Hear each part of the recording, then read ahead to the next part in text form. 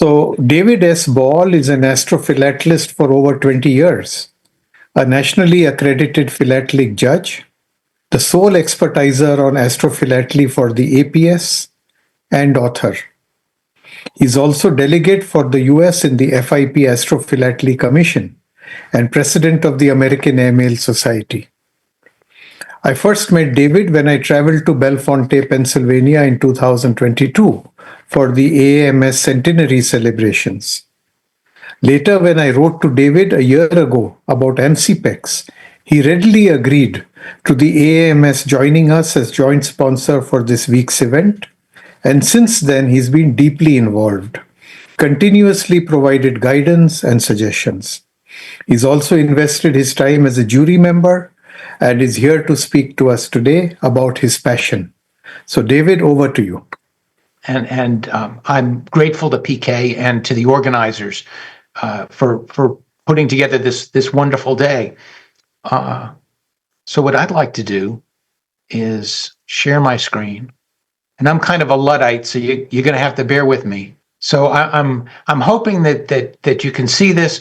On the right there is me in my astronaut uniform. A number of years ago, before Photoshop was a big thing, a visitor to the Kennedy Space Center could go and have their picture taken, and they would kind of crop it and put on top of a spacesuit. And so I've been putting that out every time I give an astro talk, and people would say, "Aren't you an astronaut?" It's not so much. So my name is David Ball, and at Washington 2006, I heard a talk given by a Swiss collector about astrophilately. And she was talking about stratospheric balloon mail and how that has inexorably taken us to the stars, that there is some golden thread that exists that goes from the Wright brothers at Kitty Hawk through the first airmail in India, through rocket mail and into orbit and to the moon, and that it's all kind of connected. And hearing her talk, I was immediately struck, and I started making notes about being an astrophilatelist and writing a book. So I did that, and I'm pleased to be with you today and to talk a little bit about astrophilately. So as many of you know, the origin of carrying envelopes on rockets dates back to some of these life-saving rockets that would be sent from shore to foundering ships. And the idea of the rocket was to send this rocket, which had a cork nose cone, and it was just carrying a rope that would go out there, and they'd be able to haul in people and supplies and maybe secure the ship and keep it from being broken up on the rocks. So when you see a piece of rocket mail, for example, from Australia, often the rockets that are used to deliver these pieces of philatelic history can be tied back to some of these earlier rockets. So what I wanted to share with you today and to talk a little bit about is kind of this intersection between aviation and space, and to talk a little bit about what is space, what makes something astrophilately, maybe some things that might surprise you about astrophilately, and then talk a little bit about the different experimenters who've used rockets to move the mail. So here are a couple of envelopes, one canceled, presumably on the day that Yuri Gagarin was the first human to travel into orbit, and the other one, the Sputnik was in response to the International Geophysical Year. So during the IGY, this envelope was canceled on October the 4th, 1957, which was the date that Sputnik went up. So let me talk a little bit about what constitutes space.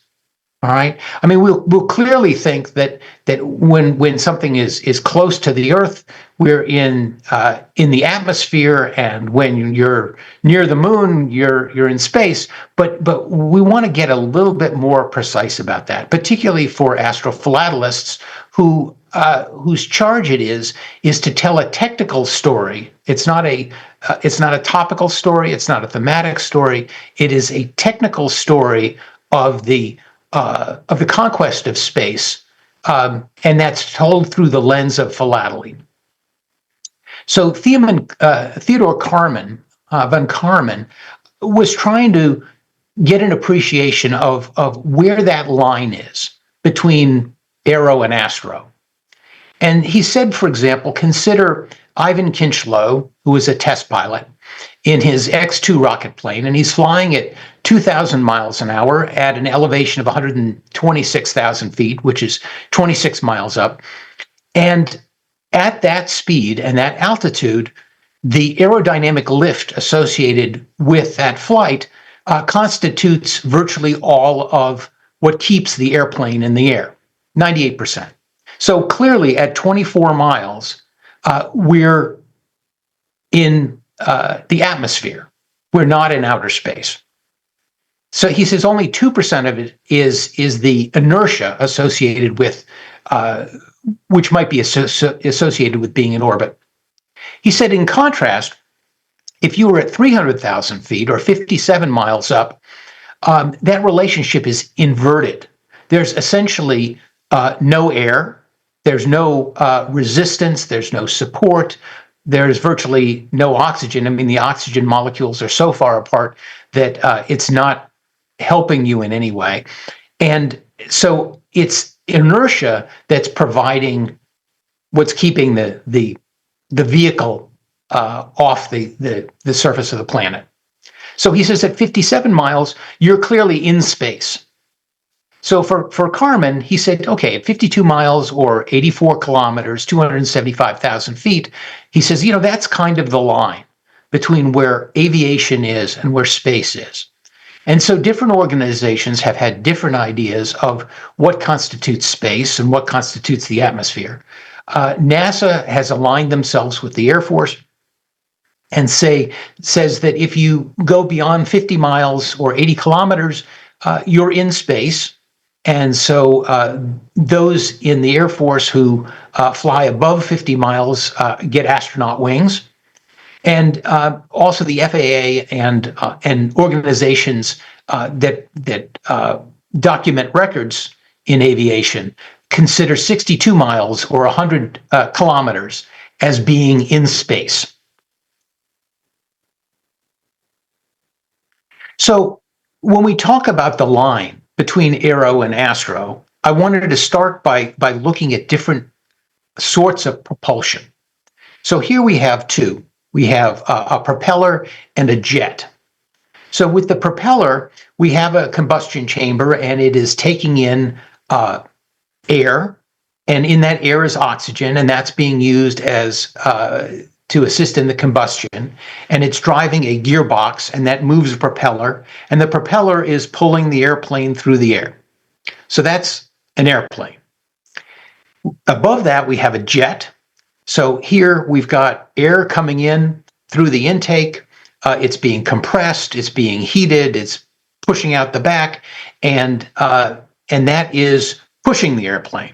So, okay, one's pulling the airplane, one's pushing the airplane, but they're both using air to come in and burn fuel and produce thrust and keep something in the air. So those are aeroplanes.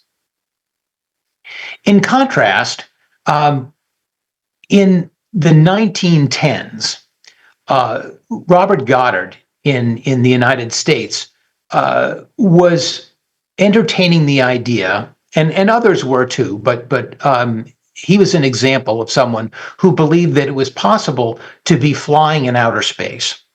And in order to do that, you needed to have engines that were running, and above a certain altitude, there isn't any oxygen that's available to support combustion. But he was suggesting that you could have you could have propulsion in outer space. So here's an example of how you can do that. There are two. Here on the space shuttle, you see the white solid rocket boosters on either side, and it has a solid propellant. And when that decides to go, it produces a tremendous amount of thrust. On the bottom, we have liquid. We have a liquid engine, so it has a fuel source, maybe hydrogen, kerosene, methane, something. And it also has an oxidizer, so it'll have liquid oxygen, and that helps in the combustion process, and it produces a gas and it pushes out the back.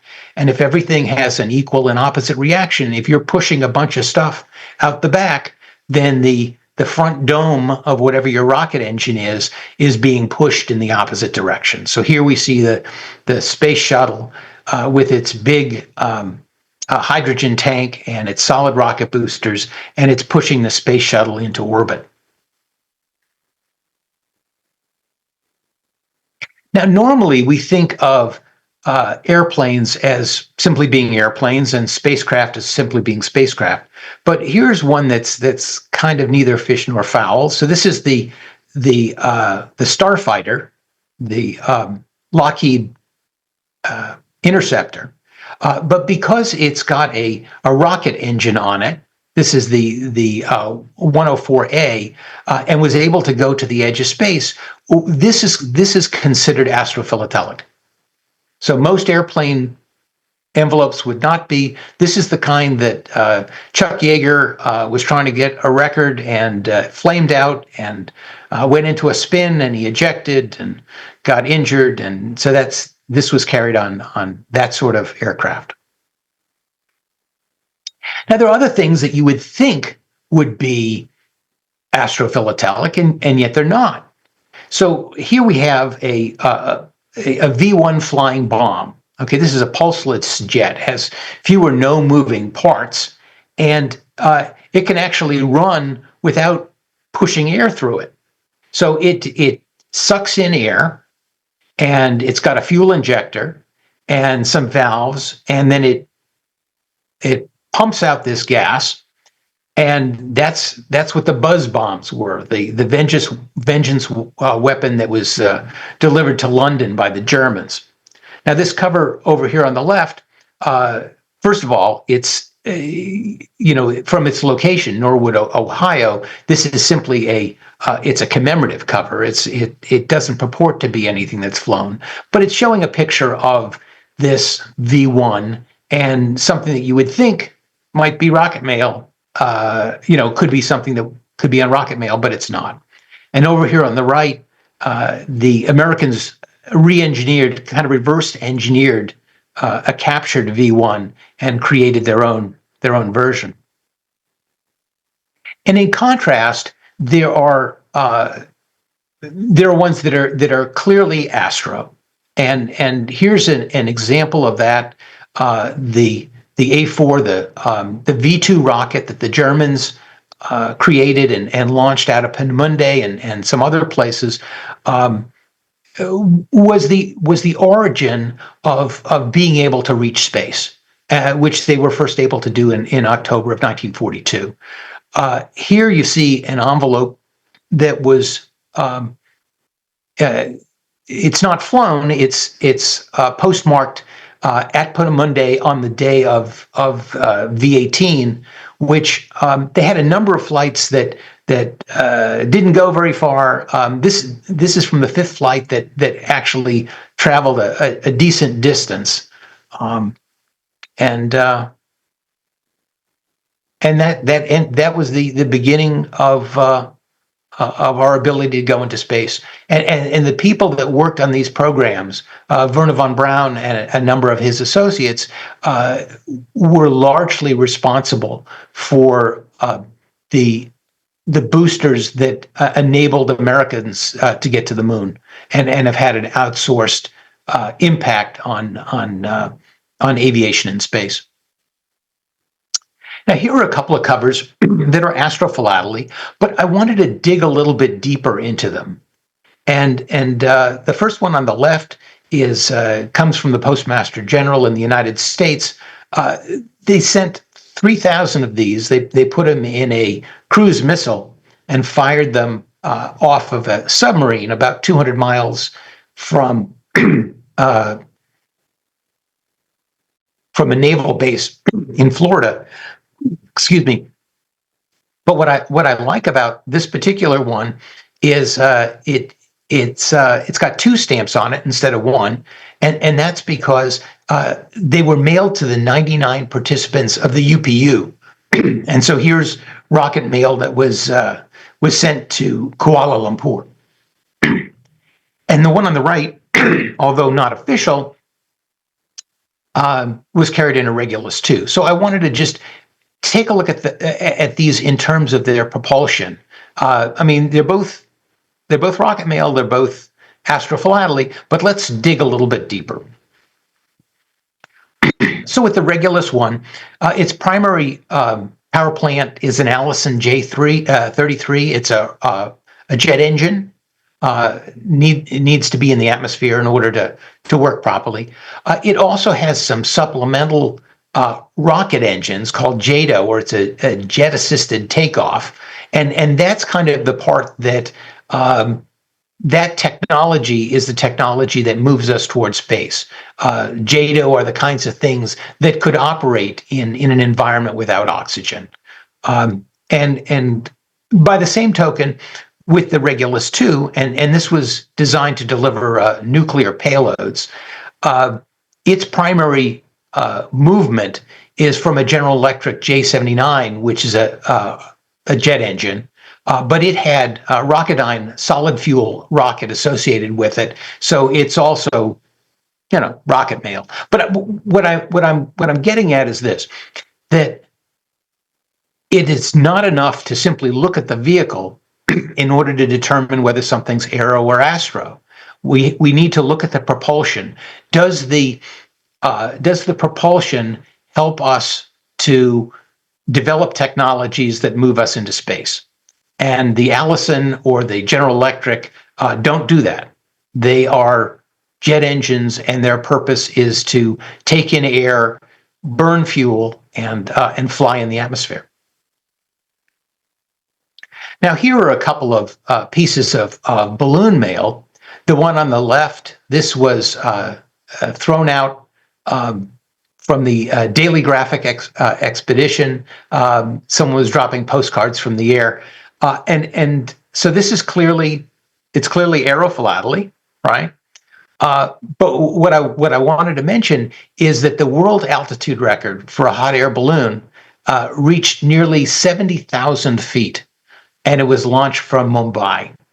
And I think it's delightful that not only is the start of Aerophilately in India, but so is the world record for a hot air balloon.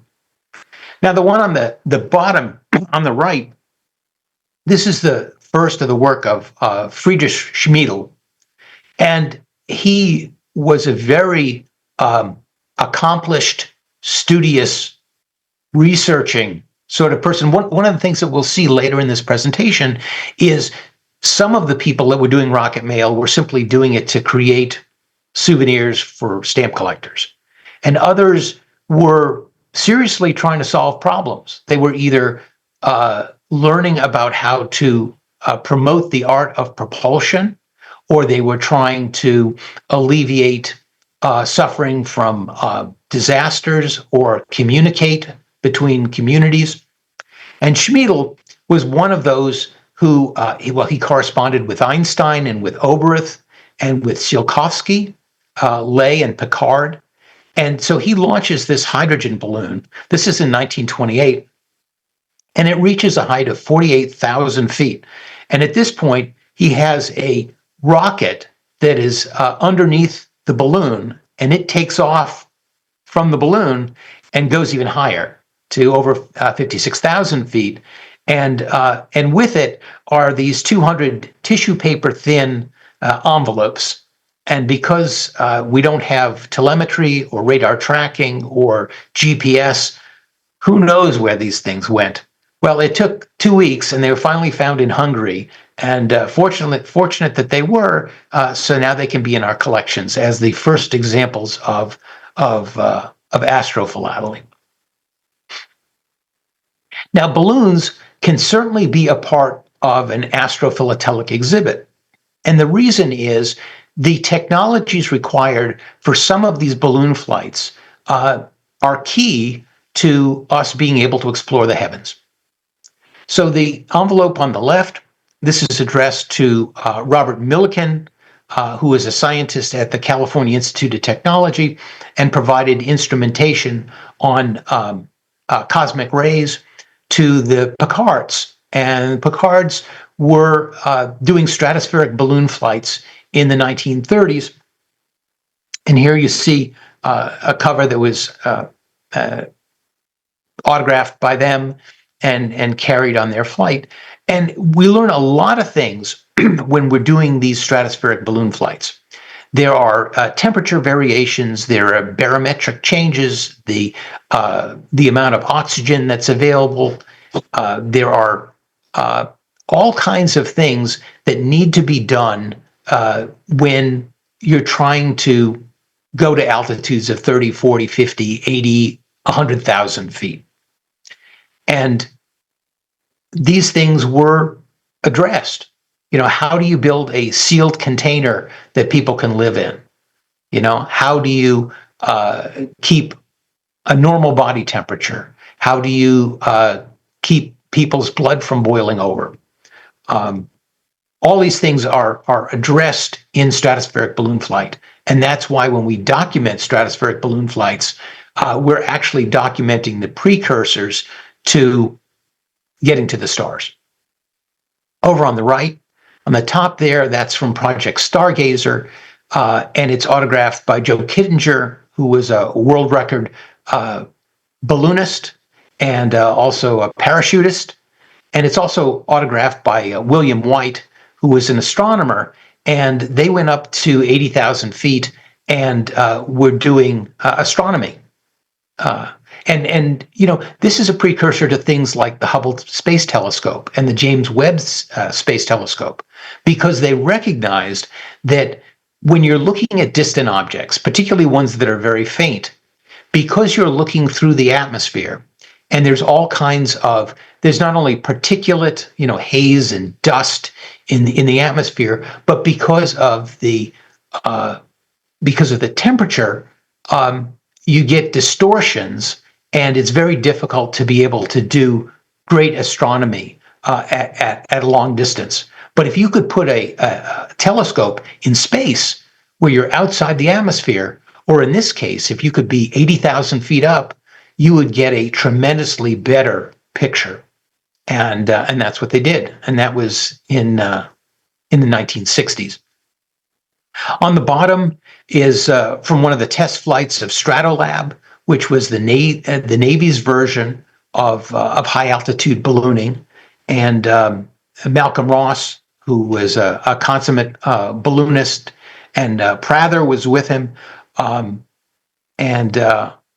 unfortunately, Prather would lose his life in a tragic accident. It turns out they were coming down after one of their flights, and they're landing in the water, and the Navy is coming with a helicopter, and these guys are wearing spacesuits, right? And Prather is grabbing onto kind of the horse collar to be pulled up into the helicopter, and he slips, falls into the water, and he drowns. So the conquest of space was not without its risks, and a number of people perished getting there. And then there are things that they're airplanes, but these are clearly also space vehicles, right? And this is my favorite. It's the North American model 240, the X-15. It flew 199 flights from 1959 to 1968. And it essentially had all of the performance characteristics of a V-2 rocket. But you put a man in it, and you could do all kinds of precision flying. It was the most successful research plane America ever built. Over 700 major technical papers were written because of the X-15, and its work in material science and in astronomy and in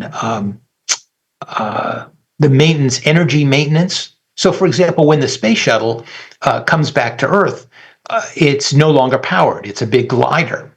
And it's essential that they reach the right point, which they call high key, in exactly the right place with the right amount of energy. And the people that determined how that was possible were the people flying the X-15. And there were 12 pilots who flew it: Scott Crossfield, Joe Engle, a number of people, also Neil Armstrong, who went on to be the first man to walk on the moon. And over on the right, you can see the before the XLR 99, the big engine on the bottom was available. They used the engines that they had on the Bell X1 to power this thing, and it was a beast. I mean, the first flight level faster than the speed of sound was 1947, and here, just barely 10 years later, this plane can't seem to stay under Mach 3. It was the highest, fastest plane ever built. It flew nearly Mach 7. It flew to an altitude of 354,200 feet. People got astronaut wings for flying this airplane. I mean, it was that impressive. And so that's pretty remarkable. And I was reading Milt Thompson's book, who was one of the pilots, and he was a chief safety guy at NASA in the early 90s. I was reading his book and about flying this airplane, and he writes, I think there was one crash, and guy went into a hypersonic spin, and the plane broke up in the Mojave Desert. And he says, I think there's still a wing out there. There's all kinds of pieces and things like that.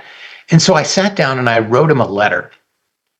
And I said, the idea of, on my vacation, going out to the Mojave and looking for pieces of wreckage from this rocket plane would be as if I were going to Kill Devil Hills and searching for pieces of the Wright Flyer. Because, when the Wright brothers flew, every time they landed, they crashed and something broke, and they were constantly rebuilding things.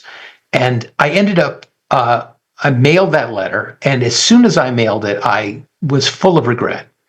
And I said to myself, how stupid. Here's this guy who, worships aviation and test pilots and astronauts, writing to this guy asking if he'll help me come out to the desert and look for pieces of this airplane. This is 1993.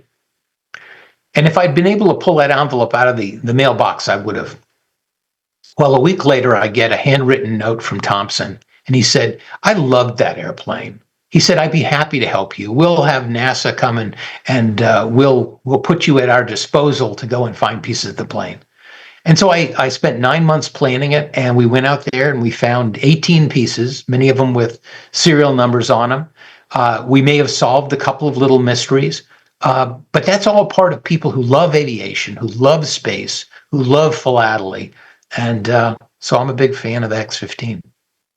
Other airplanes, as we transitioned from jets to rockets, so here's a jet rocket kind of combination here with the Douglas D558. But clearly, rocket mail. So it's Astrophilatelic. And here's the Bell X2 and a picture of Frank Everest, who wrote a book called The Fastest Man Alive. And he wrote that because his friend Melat had just flown the X2, but in breaking the record, he was killed. So Everett might not quite have been as fast as Melat, but he was the fastest man alive. And I find it kind of curious. Some of the technology that we look at is, you have to really think, did this lead us to space, or was this simply part of aviation? So on the left, you've got something from 1935, and this is part of space. and the one on the right from 1958 is not. So this is Wiley Post on the left. He's working with B.F. Goodrich to create a suit that would allow him to fly for extended periods in the stratosphere. And on the right, Joe Walker is wearing a partial pressure suit for his flights in the atmosphere here with one of the follow-ons from the Bell project, the X-1E. And what it does is it creates this curious phenomenon. So here we have an airplane, and it's flown by the same pilot, and yet one of them is aerophilately and one of them is astrophilately. So on the left, this is flown around the world with Harold Gatty as the navigator, and he's flying this airplane, and it's aerophilately. It's around the world aerophilately. The one on the bottom, also signed by Post, was part of mail that he was carrying for TWA from Los Angeles to New York. And he's using the stratosphere. He recognizes that if you fly high enough and in the correct direction, you can get about 100 knots of additional airspeed for free. But in order to do that, you're well above where you can physiologically breathe without oxygen. And so he's using a pressure suit to be able to fly for extended periods in the stratosphere. And that's astrophilately, all right? Because that's a full pressure suit that's helping us get to the stars. And then I looked at this one. Here's a home-built little kit that Burt Rutan, who created Spaceship One and White Knight and a number of really innovative designs, he built this. He had this little home-built kit that you could put together your own airplane. So is this Aero or is it Astro? So in the lower left-hand corner, you see it as an airplane with a propeller, and it's aerophilately, right? In the middle, you got the same plane with a jet engine. It's still aerophilately, right? You still need air to come in to combust, to produce thrust, to move the thing along. And on the right, it's been fitted with rocket engines. So here you've got the same plane, and it's either Aero or it's Astro. So in the example here, this was flown on board the Easy Rocket. And this was flown by Dick Rutan. He was a forward air controller F-4 pilot in Vietnam, and his brother Burt Rutan was the guy who designed the airplane. So I wanted to look at this is an exhibit that I put up on our site, just looking at some of the pioneers in rocket mail. So the first kind of the granddaddy of them is Friedrich Schmiedel. And you can see there's his cellophane balloon filled with hydrogen that he sends up, and then rocket takes off, and that's clearly a great start for astrophilately. And he did a number of very innovative kinds of ways of launching. He would try launching from underwater. He'd try catapult mail, did all kinds of things. And his use of both Cinderellas, cachets, the way he incorporated stamps and autographing the stuff that was flown, really set a standard for what rocket mail would become. And then there's Reinhold Thieling, who was really a true experimenter. I mean, in addition to having studied mechanical engineering and being a fighter pilot, he went back and did a number of experiments, and had his life not been cut short because of an explosion in the workshop that killed him, he would have produced considerably more production of rockets and also philatelic documentation. In this case, there's only one example, one flight that of a Thieling rocket. And so if you really want to tell the complete story of rocket mail, this is one of the gates. This is one of the covers that you need to have. Then in Australia, Alan Young, who was president of the Airmail Society, did some wonderful work, early work in the 1930s. And then we move on to Gerhard Zucker. And I like to tell people that there's a Zucker born every minute. That while Zucker's stuff is very visually interesting, and there's a great amount of this material, it's very accessible for collectors. In terms of in terms of moving the technology forward, he's been described as a rocket enthusiast and a fraudster, and I think it may be harsh, but I think it also may be accurate.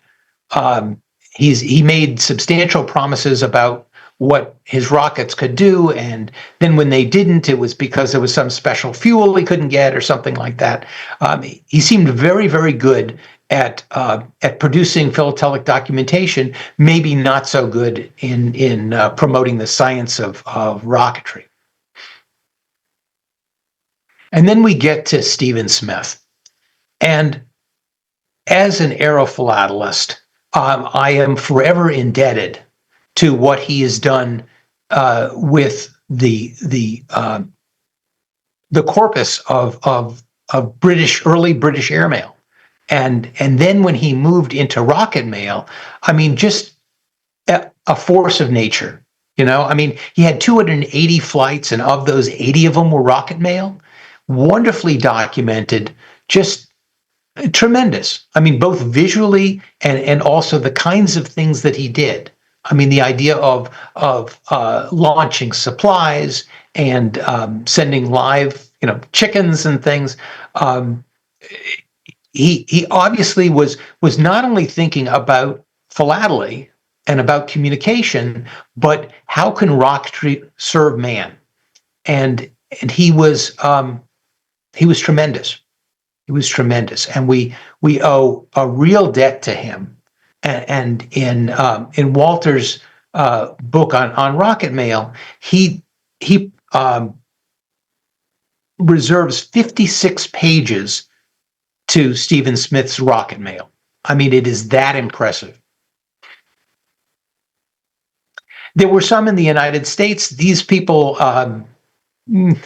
nothing all that interesting. I mean, philatelically, they're interesting, but in terms of moving the technology, this is more about taking care of stamp collectors than it is about space. The Cubans had a couple of flights in the late 1930s.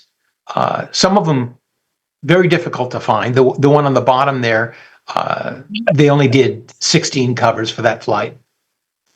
And the Canadians have a tremendous history in space flight, but it's mostly in sounding rockets. It's mostly unmanned vehicles. So they're largely kind of ignored, because if man is the measure of all things, then if you're not doing anything in manned spaceflight, then you don't get as much attention. And here are some efforts by the U.S. government when the rocket mail, you can see that one from Kuala Lumpur, went up. The Postmaster General, who was always looking for ways to move the mail faster, we went from things being hand carried to things being on horseback to trucks and airplanes, and so finally it's in a rocket, right? And the postmaster, he says, before man reaches the moon, mail is going to be delivered within hours from New York to California to England to India to Australia by guided missiles. And I'm trying to visualize this, the idea of all of these rockets raining down on major cities, delivering the mail. And I think that might have been a little overly enthusiastic. And the way I summarize my single frame is this. Pioneer rocket mail was a dead end for both the advancement of rocket science and the routine movement of mail. Unlike Tsiolkovsky, Goddard, Oberth, and von Braun, rocket mail experimenters mostly focused on the creation of philatelic collectibles with attractive Cinderellas, beautiful cancels, cachets, and autographs. The fact that many envelopes were singed, waterlogged, or mangled by bursting projectiles, instead of reducing value, instead tended to have the opposite effect. They told a postal history tale of a bygone era where starry-eyed amateurs dreamed of being steely-eyed missile men. Now, this isn't relegated simply to what's happened in the 1930s. There's been a renewed appreciation for astrophilately in this age. We went from, at least here in the United States, we went from a period of exploration during the 1960s, culminating and walking on the moon, to in the 1980s, 90s, and on, where we had the space shuttle, which was basically a space truck, and it would simply go up 200 miles, go around a couple times, and come back. Now, we helped to build an international space station, and we did some science in orbit, but to me that kind of lacks some of the excitement that I remember being a kid and watching the astronauts go off to the moon. But what's happening now in the last several years has been an explosion of commercial space. So people like Orbital Science, Rocket Lab, Virgin Galactic, SpaceX, Blue Origin, all these companies, Bigelow, Boeing, are creating spacecraft and boosters that are creating new capabilities and new opportunities in space. So Jeff Bezos, who owns Amazon, owns this company, Blue Origin, which started about the same time as SpaceX, which is owned by Elon Musk. And Blue Origin, their intent was to get to orbit and to develop heavy lift. And so they created a series of engines and boosters and spacecraft. And they basically have two right now. They have one called New Shepard, which is a suborbital one, kind of an homage to Alan Shepard, who had the first suborbital flight for the United States in 1961, and New Glenn, which is their orbital version for John Glenn, who was the first American to orbit the Earth in 1962. So what Jeff Bezos said to try to encourage people to kind of viscerally go along with him on these flights is he said, if you'll send me a postcard, I'll put it in a New Shepard rocket. We'll send it into space and we'll send it back to you. So I've been sending him envelopes. So the blue cachet that's right here, that's the flight cachet that shows that it was flown in space. And I do volunteer work with the Jet Propulsion Laboratory, where I talk about aviation and space to different community groups. So I'm called a solar system ambassador. So this is a cover that I got, an envelope that I got back from one of his flights. Now the gold standard for astrophilately is the EZ rocket mail catalog. The unfortunate thing about EZ was it was written in 1967. And even though it had a supplementary version a couple of years later, it's clearly outdated. The vast majority of what's happened in space happened well after the rocket catalog came out. We're fortunate in that Walter Hofmeister wrote a tremendous book, which has supplanted the EZ catalog in 2016, called Pioneer Rocket Mail and Space Mail. And he did his first edition, and that was written in German, but I had to have it. And one of the little perks, in addition to, everything's in color and it's beautifully researched, is he has lots of friends who are cosmonauts. So I get this book, and it's got 8 different cosmonauts autographs on the inside of this book, and I'm like, what a delight! What an absolute delight! The ability to tie the philately to the people that are actually doing astrophilately, that are actually making these flights, and that this book was sitting there and someone rested their hand on it and put their signature on it, and this person went into space, was wonderful. And those of us that got the first edition, several of us said, there's another audience out there, people that are illiterate of German, who would really appreciate your work. So 2019, he comes out with the second edition, this time written in English. And this time, I love this. So he gets sheets of paper, and he gets his friends to take the paper up to the International Space Station. And there you can see the ISS on board mark there on the top. And then he gets them autographed by some of his friends and things like that. So now part of this book has been in orbit, in addition to autographs of his friends, things like that. And, it's not just, that, which is delightful. And I've never seen that in a book before. But you not only get the color photos of the material and all the write-ups, but something like this. So, often these things will be signed by pilots or astronauts, and you're not quite sure who is that, what's that signature.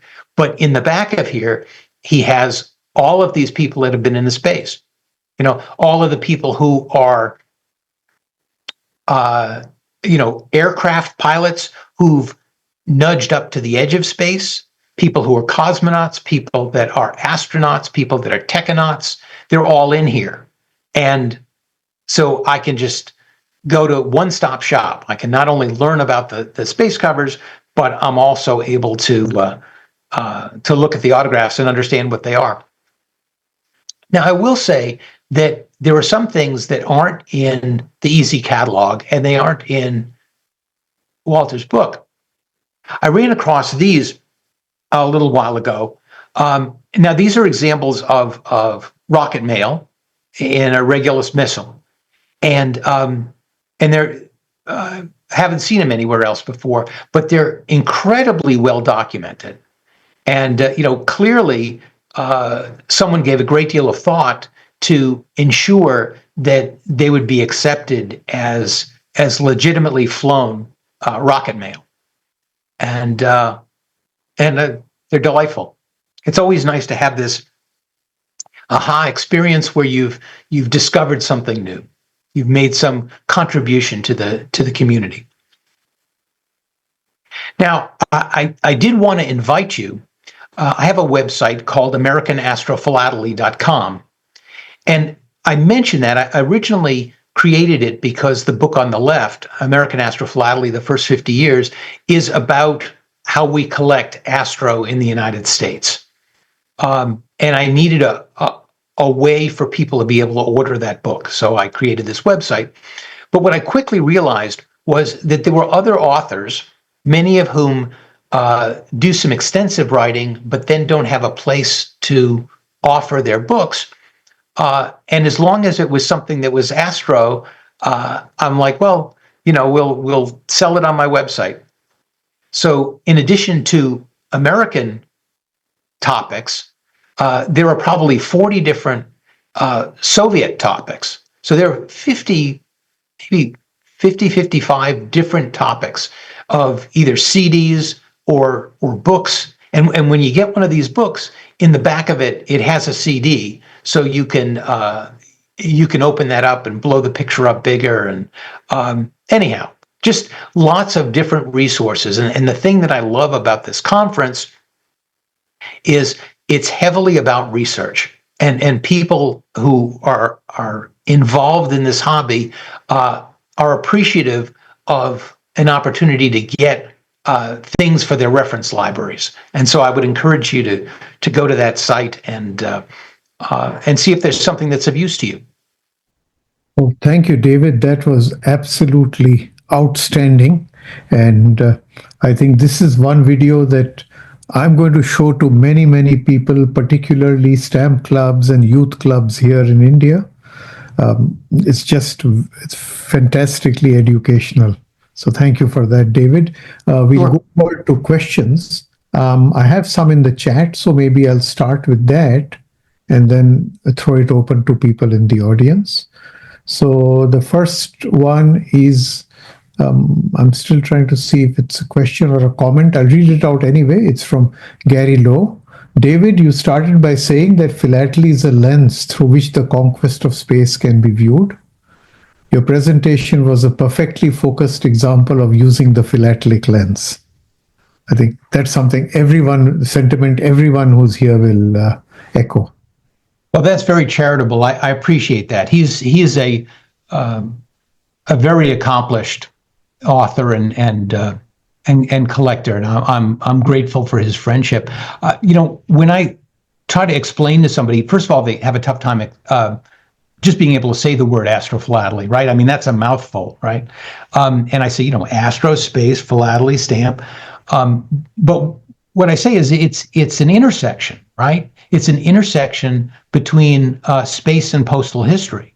And once you explain to somebody that it's not about the cachet, it's not about the stamp, it's not the root, it's not the rate, it's not the autograph, it's none of those things, right?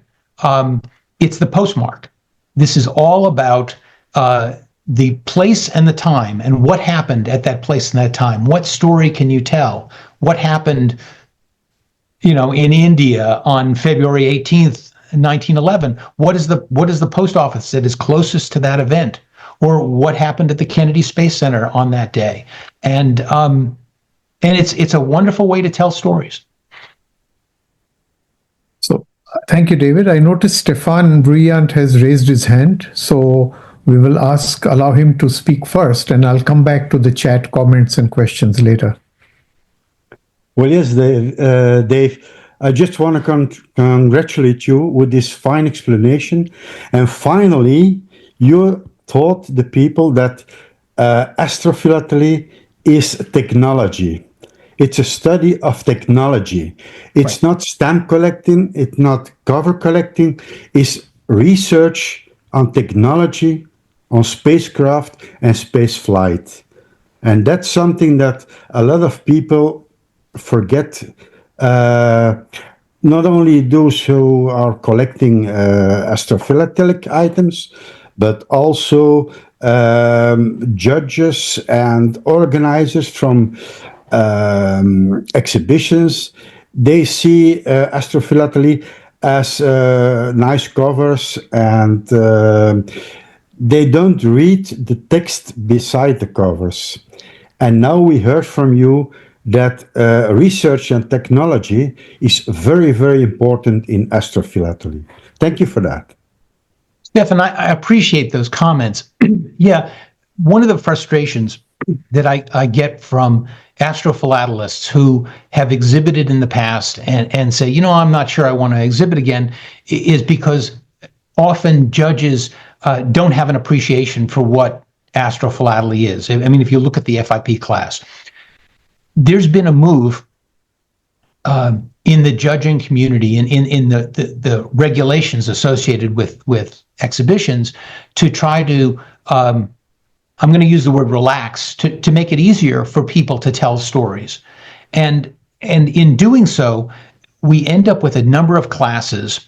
You could have a display class or a thematic class or a topical class that might have some picture of a rocket on it, but that's not astrophilately. And until you start with the idea, and I do an introduction to astrophilately in which I show an envelope that has a Beck printed cachet on it, and it's a crew cover, and it's autographed, and one by one I take all of the elements away, and I take away even the envelope, and the only thing that is left is the postmark.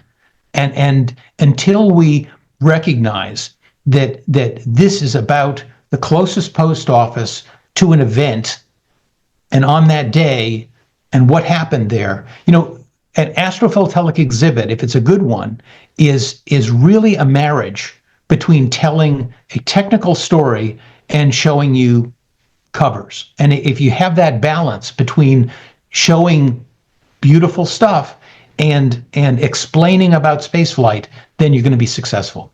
Yeah. Thank you. We have a question from Alec Bartos. Alec is from Romania. He's an accomplished stamp designer. He's designed every space stamp of Romania. And I think he did his first rocket cover at the age of 7. His amazing exhibit is in our court of honor. So I would encourage everyone to visit the amsipex website and see his exhibit there. So Alec writes, a great event, excellent presentations, congrats to organizers and fellow correctors. Sorry, I don't have a camera or mic on this workstation, so I will write here. David, were the V2 covers prepared as souvenirs or regular correspondence from the date of a flight? Thanks. Well, yeah, I want to make a comment about some of the early material. I'll give you a little anecdote because I think I have a couple of minutes. I'm on eBay, and I run across a cover that I'm interested in bidding on.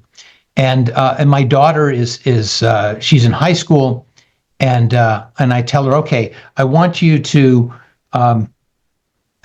put in a bid on this cover, and she does this, and we have this delightful interchange, and its origin is this. There's a space cover dealer in Florida who goes out of business. He sells his contents to another guy. The guy's putting everything in the back of his station wagon, and he says, do I have everything? And the dealer says, you do. Everything is in your car. And he gets in the car and starts driving, and the dealer realizes he's got a little bit of extra stuff here. He throws it in a black garbage bag, and he's running down the road behind this guy, and he says, wait, there's some more. And he throws this garbage bag in the back of the truck. So the new dealer, he's putting stuff up on eBay, and he finds this envelope, and it's dated 1961, and it doesn't look like anything. It's a ship cover, a 4-cent common definitive stamp. So he puts it up on eBay, and he figures, yeah, maybe I can get $3 out of it. So he puts it up for $3, and there's immediately some bidding. Somebody's bid $5 for this, and he's pleased. This is great. And then somebody else is bidding, and somebody else, and it's up to $30, and then it's $50, and then it's $300, and then it's $800, and he's like, what? It's a $3 cover. He would have been thrilled with $3. It came out of a black garbage bag. He didn't even know what it was. All right. Well, the bidding just keeps going. It's past $1,000. Now it's $1,200. It's $1,500. It finally settles at $1,600. So he sells it. And he realizes, well, I've got another one of these, and this is from the ship's little store. It's got a picture of the ship on it, the aircraft carrier, and he decides, well, instead of putting it up for $3, maybe I'll start the bidding at $1,600. Well, so he does that, and I see it, and my daughter's sitting over my shoulder, and I say to her, okay, I want you to put in the bid for me. And she says, well, how much to bid? And I said, I want you to bid $2,000. And she looks at me and she says, Dad, you could buy me a car for $2,000. And I said, yes, I know, but I'm going to buy this space cover. So nobody else sees it. And I get it for $1,600. And the guy writes to me and he says, explain to me what's going on. He says, I have no idea. And I said, well, okay, here's the story. There are 5,000 of us who are space cover collectors. In 1969, when the Apollo astronauts came back from the moon, people wrote to the USS Hornet, which was the aircraft carrier that picked up the astronauts, and they asked for a souvenir envelope. So they sent it there, and it got postmarked on the day that the astronauts came back in the summer of '69, and there were 250,000 of them. 250,000 envelopes were canceled on that ship on that day. Okay, you can go on eBay today, and for $5, you can get one canceled on the ship on the day that the Apollo 11 guys came back from the moon. So that's an easy story to tell. But if you're one of 5,000 of us who want to tell the story of the first American to fly in space, and you want something that's canceled on the USS Lake Champlain on May 5th, 1961, there are 44 of them. That's why it costs $1,600. So what I wanted to share with you is this, that with the later stuff, with Apollo 11, it's easy to tell a story, right? There's plenty of material. The stuff needs to be precisely what it needs to be. Some of the earlier stuff, the first supersonic flight of the X-1, the monkey flights, stuff with the V2, there weren't necessarily envelopes that were carried on these things. And there weren't necessarily anybody thinking about philatelic documentation of them. So we give you a little bit of a pass in Astrophilately. We say that if you can make it on that day, but it's not the nearest post office, it's a little bit further away, it's in Alamogordo instead of at White Sands, that's okay. And where that line is about not exactly being that day or not exactly being the closest post office, we leave that up to the judges. But we do make allowance for some of this early material. We still want to tell that story. It's a very important story to tell. And even if you don't have the exact cover, we want something that's as close as possible to tell that story. Thank you, David. We'll move to the next question from young Nand Kishore, who is a youth exhibitor in amsipex as well. So his question is, can anyone get the Blue Origin rocket cancellation?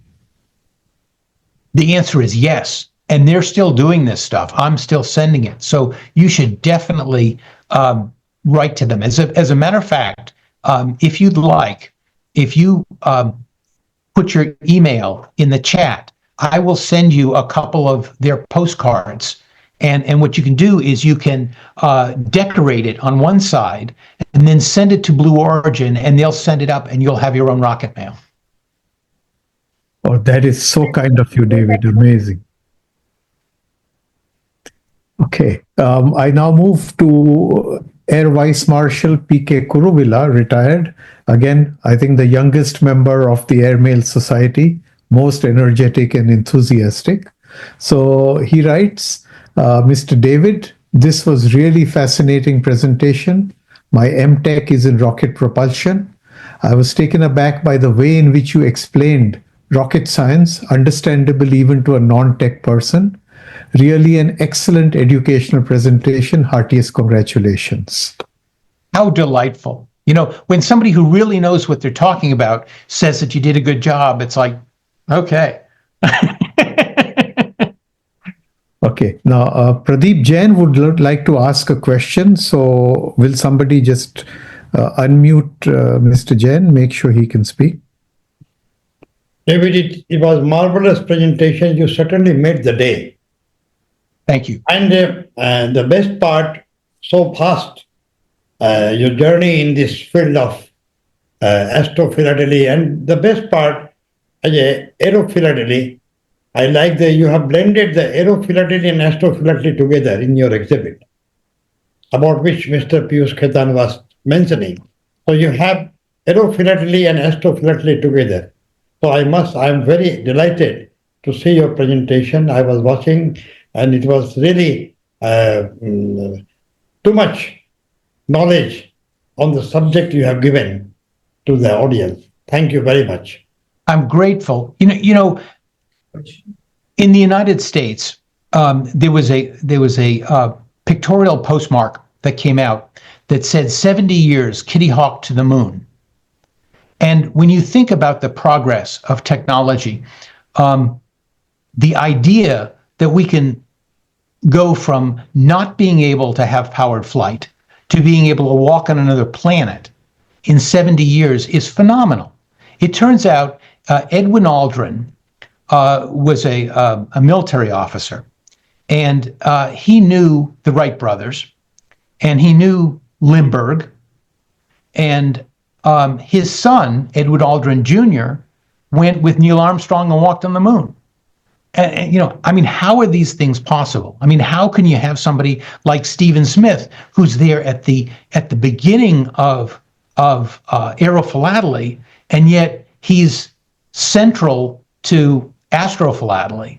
I mean, it is exciting. It is really exciting. And when we think about Aero and Astro, we think of them being, worlds apart, and they're really not. It's a gradation, right? I mean, we start with the ability to have powered flight and the ability to operate at elevations above 10,000 feet, and that we start bringing our own oxygen with us, and eventually we're able to get to the stars. But it's this continual progression of people who are working on technology, and those of us who are documenting that through Aerophilately and Astrophilately that make this so exciting. Thank you, David. There was one last question. I have one question. In the exhibit, the many of the covers has no address. Some of the covers I saw there's no address in this. But FIP rule, they say that any covers has to be address covers and should travel on the mail. So in the Astrophilately, many of the covers in your exhibit I've observed, the address is not there. So what do you feel about the FIP guideline about those covers which has no address?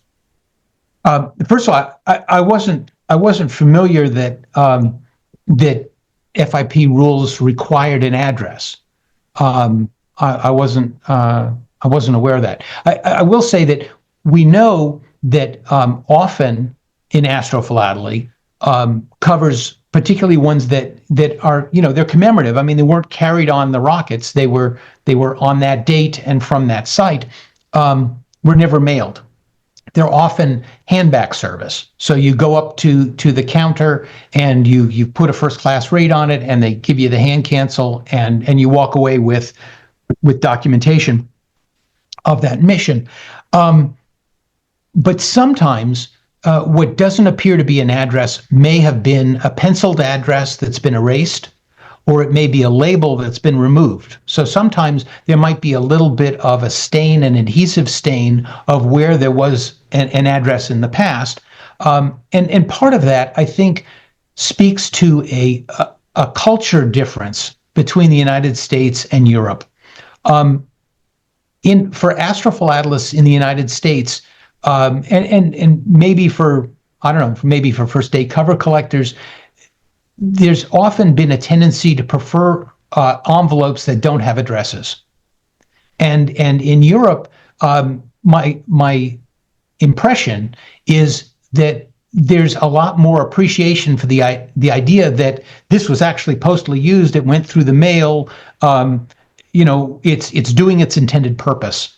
So whether or not you're one of those people that likes your envelopes without addresses or ones with, I started out collecting without, and now my preference is ones that have addresses. So, thank you for clarifying my question. Thank you, David. Sure. I'll just read out a message from D. Biswas. Great presentation by David, sir. These are the kind of sessions which make people fall in love with Aerophilately and Astrophilately. And similarly, lots of messages of congratulations, Malay Bomik, Celine Paulin, Frank Zhao. Young Nand Kishore also writes that he sent his Gmail to you in direct message.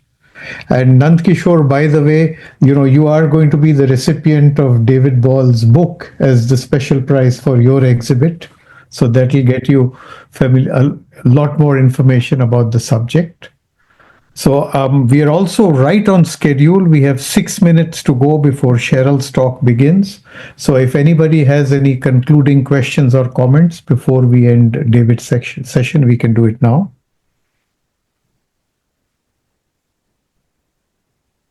And let me say, I'm delighted. I was thinking this morning that I had 30 minutes, and then I look and it's like, no, I've got an hour. So it worked out perfectly. And I'm so grateful that people appreciate the topic. in America, we went from being a very significant astrophilatelic presence to one now where whenever I run into someone who's an astrophilatelist, I'm just delighted. So to be in the company of people that have an appreciation for the subject is a delight for me. So thank you, David. I mean, this has been a very, very engaging presentation, and I'm sure everybody's loved it, whether we are astrophilatelists or not. I think we are going to look at space a lot differently going forward. With this, we have a short message from our sponsors we'd like to play for everybody, and then we get on with the next lecture.